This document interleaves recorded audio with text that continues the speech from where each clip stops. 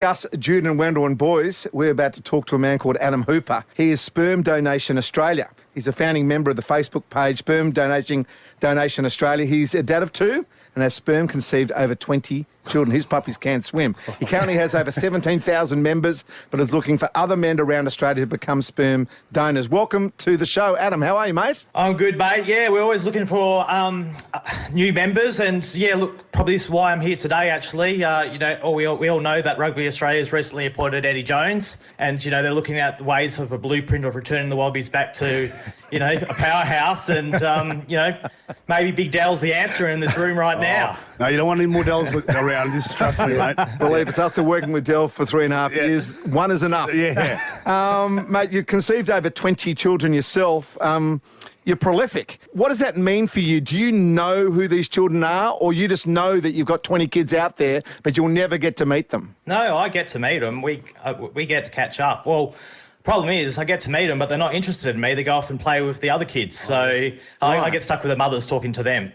Not the worst result possible, but what's it like to have so many kids out there? Oh, look, I mean, I've got my own two daughters as well, and they actually meet them, and they love going to these events that we put on together, and it's sort of like a big community little event that we have every 3 or 4 months. We'll do something. We've done water slides together and all that, and yeah, it's I never set my life out to be this way, but I have no regrets at turning out this way.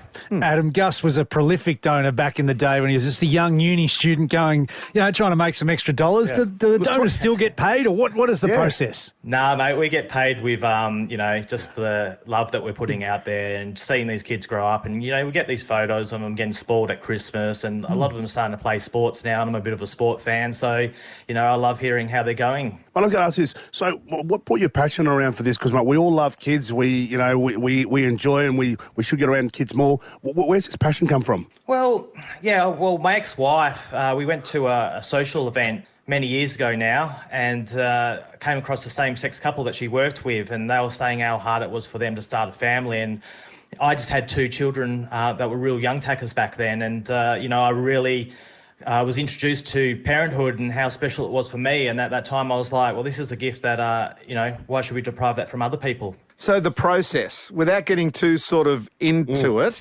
what is the process? Some of our listeners might be going, you know what, I want to help out. I know my puppies are good swimmers. So what do they have to do? Yeah, well, it was pretty much just doing it in a cup and handing it over and letting them do their piece. And, but there's many ways now with Sperm Donation Australia. There's people who are infertile, and they can get their donor and take them to the clinic. So, there's various ways of going about it. I reckon you could be up for that job after all. I reckon you'd be an expert. I know you think I love myself a bit, but I don't love myself that much.